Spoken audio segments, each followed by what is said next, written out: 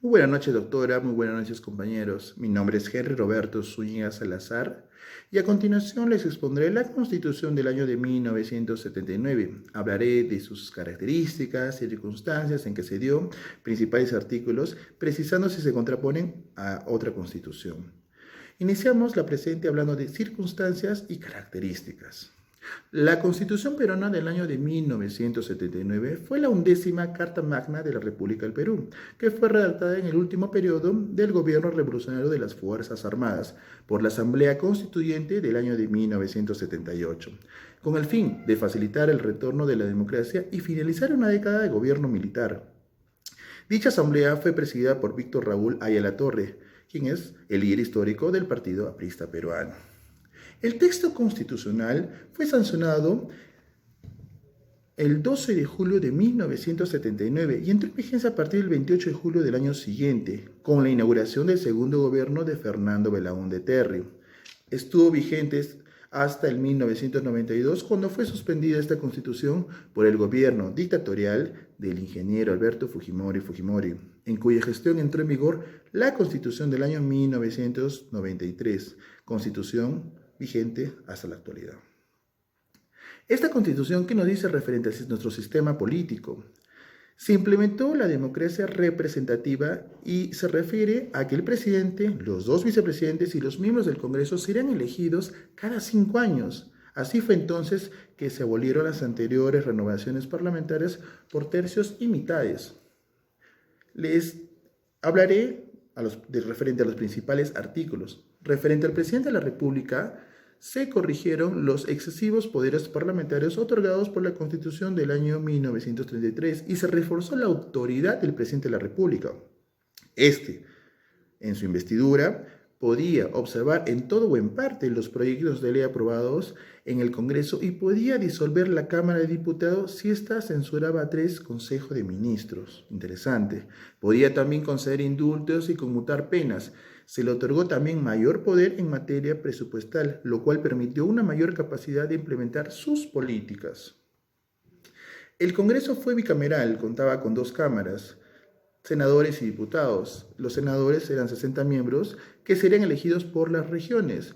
En cambio, los diputados son 180 miembros que serán elegidos por las circunscripciones y que son los departamentos.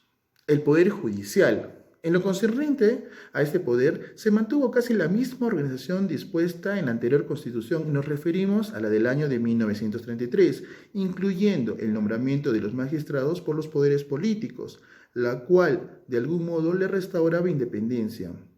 El Consejo Nacional de la Magistratura sería el organismo encargado de proponer ante el presidente de la República a los magistrados de la Corte Suprema y de las Cortes Superiores. En esta Constitución también nos habla de una segunda vuelta electoral. Nos pide como requisito que debía ser elegido este candidato por más de la mitad, 50% más 1, de los votos válidamente emitidos. Si el candidato que resultaba con mayor votación no lograba esta mayoría absoluta, entonces debería procederse a una segunda elección entre los 30 días siguientes. Justamente paradigmático es que la primera vez que se dio cumplimiento de esta norma fue durante las elecciones de 1990, elecciones en donde el ingeniero Alberto Fujimori fue elegido como presidente. Pasamos a referirnos referente a los principales artículos, básicamente a los que se contraponen a otra constitución. Referente a la ciudadanía a los 18 años. En su artículo 65 estableció la ciudadanía para todos los peruanos a partir de los 18 años. Se rebajó así la edad, que anteriormente era 21 años, contraponiéndose a la de 1933. El voto de los analfabetos. Ellos ya podían elegir a sus candidatos. Todos los peruanos mayores de 18 años que estuvieran en el goce de su capacidad civil tendrían el derecho al voto, que sería de carácter personal, secreto y obligatorio. Quedó así derogado la restricción al voto de los analfabetos, consignadas en la anterior Constitución de 1933. De esa manera se contrapondría a esa anterior. Derechos constitucionales. A diferencia de la anterior Constitución, nos hablamos o nos referimos a la de 1933, esta carta era extensa y explícita en cuanto a los derechos constitucionales, incorporando una amplia gama de ellos. Finalmente, hablaremos del por qué la Constitución actual tiene un origen ilegal. En ella también tocaremos el tema de la derogación a esta Constitución la que estamos tratando. En 1992, el Congreso Constituyente Democrático elegido luego del autogolpe de 1992 a cargo del presidente Alberto Fujimori, derogó la Constitución de 1979, reemplazándola con la Constitución de 1993. Hay que destacar que en su artículo 307, la de la Constitución de 1979, dejaba establecido que no podía perder su vigencia aun cuando fuese derogada por cualquier otro medio distinto de ella misma dispone. Esto ha llevado a que muchos sostengan que la Constitución de 1993 tiene un origen ilegal, al haber sido impuesta sin seguir los mecanismos de reforma constitucional contemplados en la Constitución de 1979.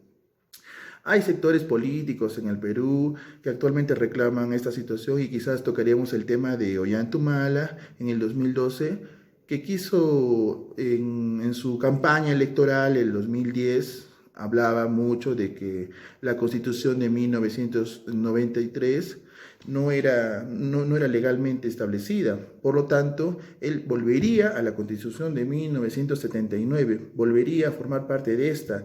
Y como hecho anecdótico, cuando él juramentó para el cargo de presidente y también sus miembros de confianza de su partido ellos juramentaron por la Constitución anterior, la de 1979, ¿no? Eso es como un hecho anecdótico de esta Constitución de 1993, la cual está vigente, contraponiéndose a la de 1979. Bueno, y como último dato curioso, en el año 2003, el doctor Alberto Borea Odría y 5.000 ciudadanos que firmaron una acción inconstitucional ante el Tribunal Constitucional con la finalidad de derogar la Constitución de 1993. Bueno, no les fue bien porque dicha acción fue declarada improcedente por el referido tribunal.